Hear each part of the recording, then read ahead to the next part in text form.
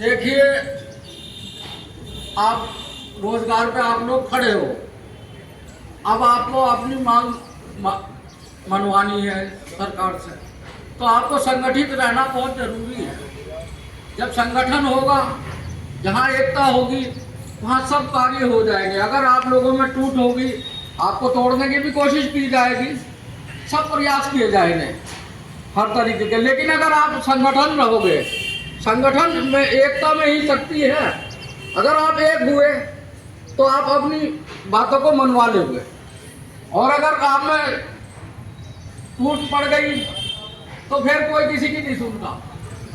एकता और मजबूती से अगर आप लोग रहे ज्यादा से ज्यादा, और मैं और समाज के आदमियों से भी ये अनुरोध करता हूँ, जो अधिकारी हैं उन लोगों से भी अनुरोध करता हूँ कि आप इन लोगों का साथ दें।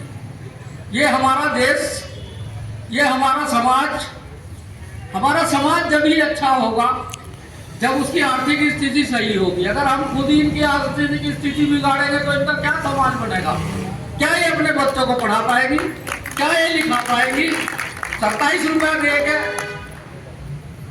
रुपया दे के महिलाओं को, तो हम उनसे क्या आशा रखते हैं कि वो हमें क्या समाज बना के देंगी?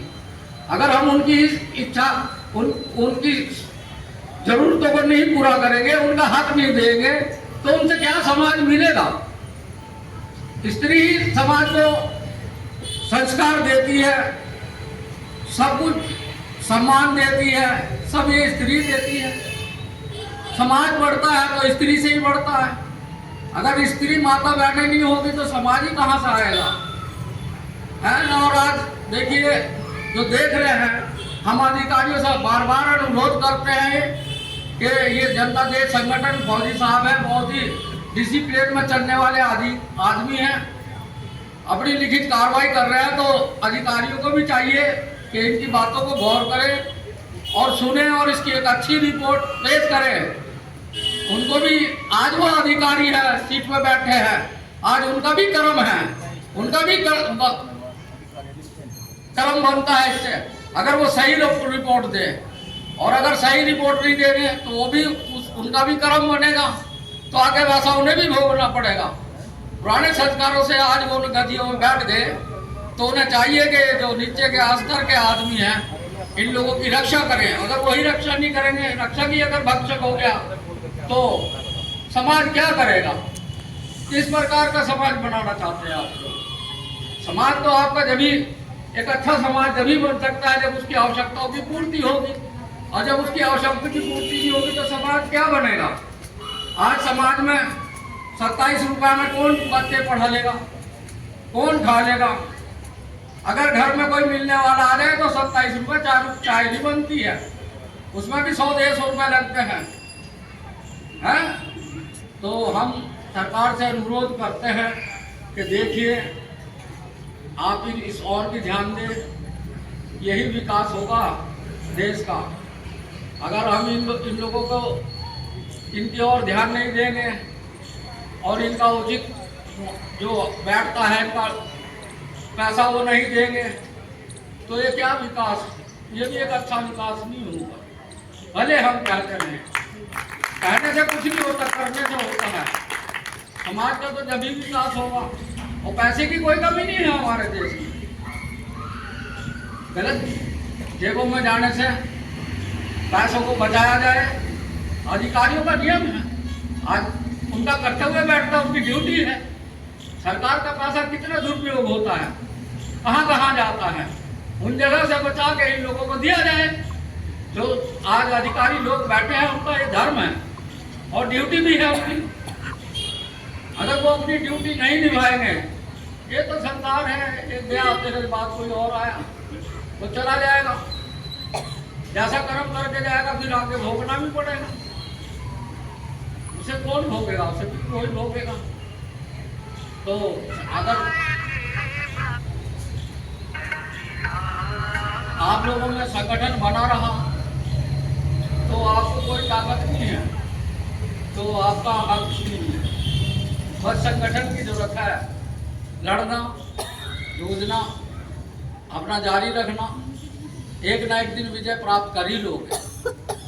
यही धर्म बांटता है, टूटना नहीं।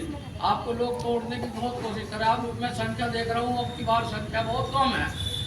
हो सकता है सर्दी का कारण है, पारिवारिक भी समस्याएं होती हैं आदमी के पास, नहीं भी आ जा सकते, लेकिन अपनी संख्या बना के रखें और अपना संख्या से ही आपका जो है संदेश जाता है सरकार को।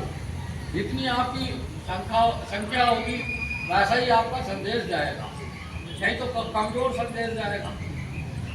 और अपनी बात को अपनी लड़ाई को जारी रखो आखिरी दिन तक, घबराना नहीं, मतलब लड़ना नहीं और चलते रहना।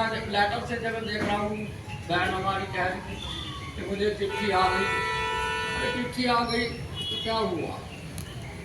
अगर मान लिया आप लोग, अगर कोई आगे आके लड़ भी रहा है, शहीद भगत सिंह जी भी तो थे, अगर उन्होंने बलिदान दिया, साहस का कार्य किया, तो आज उनका नाम भी तो है, नाम भी तो अच्छा काम कर रहे। अगर इनकी वजह से फौजी साहब या हम लोगों को कोई सजा भी हो गई एक बार, तो हम उससे भी नहीं घबराएंगे, हम उससे डरेंगे नहीं।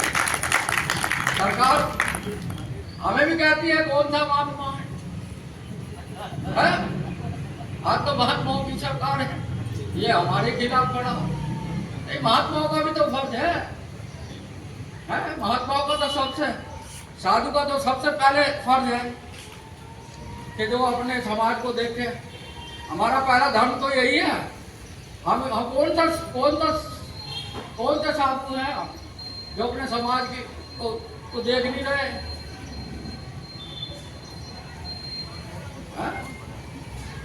अब जो भी हो, हम लोग आपके साथ हैं। आप दिल से अपना एकता बनाओ रखो और टूटना नहीं, एक मंजिल आपके पास आ ही जाएगी। जो आदमी रास्ते से भाग जाते हैं वो फिर अधूरे रह जाते हैं, उन्हें मिलता कुछ नहीं। इसलिए टूटना नहीं, मेरी आपसे यही बार बार प्रार्थना है। चाहे मुझे अपना भाई समझ लो, बच्चा समझ लो या कुछ भी समझ लो, मेरी एक बात मानना, अपनी एकता को बनाए रखें। एकता ही एक न एक दिन सब कुछ जुटा देगी और आप लोगों का अधिकार मिलेगा।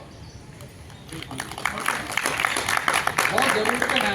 महिला शक्ति जिंदाबाद, महिला शक्ति जिंदाबाद, महिला शक्ति जिंदाबाद। मतलब तो पता लगे, एक बार दोबारा फिर से बोलो।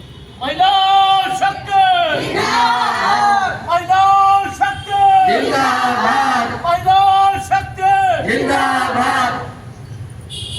तो मैं इन्हीं बातों के साथ अपनी बात समाप्त करता हूँ और जो भी होगा हम लोग आपके साथ लगे हुए हैं। आप किसी प्रकार से घबराए नहीं। वो चिट्ठी तो आती रहेगी, जब हम लोग चिट्ठी भेज रहे हैं तो वो भी चिट्ठी भेजेंगे, चिट्ठी का तो जवाब आएगा ही। तो उसके ये घबराने की अफवाहें है, उड़ाते हैं लोग। अरे भाई जब आप कोई किसी को चिट्ठी भेज रहे तो वो आपको जवाब तो भेजेगा ही, कोई ना कोई तो देगा ही। अगर आप किसी को राम राम करेंगे तो दूसरा आपको राम राम तो करेगा, उससे डरना काहेगा है? जब ये चिट्ठियाँ यहाँ से भिजवा रहे हैं, आपकी मांग कर रहे हैं, आपकी बात वहाँ तक जा रही है, आप ये देखोगे, आप उस चिट्ठी आने से आपको ये पता लगे कि हमारी बात वहाँ तक पहुँच गई, तो वो भी वहाँ बैठे मूर्ख नहीं है। ये जो गड़बड़ घोटाला बीच में हो रहा है, ये हटेगा जब ऊपर जाएगी बात। और अभी देखने के बाद आपकी ऊपर जाने लगी है। ये समाज के, ये हमारे देश के अंदर सबसे बड़ा कारण क्या है कि ऊपर तक बात नहीं जाती। सभी ऊपर भी सब बुरे नहीं होते, इस सरकार में सब बुरे नहीं होते, ऊपर अच्छे भी होते हैं कुछ, और वो अच्छे होते हैं तो वो ऊपर लड़ाई शुरू कर देते हैं। वहाँ तुम्हारे हक के लिए वहां भी बैठे हुए अच्छे इंसान है, वो लड़ाई शुरू कर देंगे कि भाई उनको दिया जाए। जब आपकी बात या तो ऊपर तक नहीं जाती और अब तक ऊपर तक पहुंचाने वाला आदमी चाहिए, वो मिल गया आपको, सुरेश मोदी जी। जनता से संगठन मिल गया और जनता से संगठन के साथ तुम लगोगे, तुम्हारी बात ऊपर तक पहुंचा देंगे। तो जब आपकी बात ऊपर जाएगी तो एक ना एक दिन वो बैठे हुए वो भी कहाँ को दिखाएंगे, वो 27 रुपए दे के उन्हें देना ही होगा, मजबूर हो जाएंगे वो। उन्हें कोई ताकत नहीं है जो रोक ले। कोई प्रधानमंत्री ऐसा नहीं है जो आपको 27 रुपए में रख ले। एक बार अपनी बात वहां तक पहुंचाओ, वो संज्ञान जरूर लेंगे। और जिस दिन आ गई बात घर पे और तुम्हारा भाग्य जागेगा तो होगा काम तब तक। ऐसा कुछ नहीं है, लेकिन प्रयास करना, कर्म करना तो अपना फर्ज है। और कर्म करते हुए अगर हम भाग गए तो फिर क्या होगा? कुछ नहीं मिलेगा। तो आखिर तक अपना संगठन बनाए रखो और अपनी संख्या को बढ़ाओ। जब भी उसी का संदेश वहां तक जाएगा। हम पर बैठे हुए आदमी देखे जो बैठता है, जो अधिकारी होता है वो भी ईश्वर का आधार में होता है। अब कुछ आदमी को अगर कोई गलत बात लग गई, उसमें कुछ अच्छे भी तो बैठे। जब अच्छों का बार बार तुम्हारी बात जाएगी, तुम्हारी संख्या दिखेगी, तुम्हारी आवाज उठेगी, तो एक ना एक दिन उन्हें मजबूर हो गया आपको देना ही होगा। आप किसी भी प्रकार से निराश ना हो, अपनी लड़ाई को जारी रखो, अपनी संख्या को बढ़ा के रखो, अपनी एकता को बना के रखो। यही मैं आपसे प्रार्थना करता हूँ। इन्हीं शब्दों के साथ मैं भी अपनी बात खत्म करता हूँ। और लो सुभाष बर्मन जी।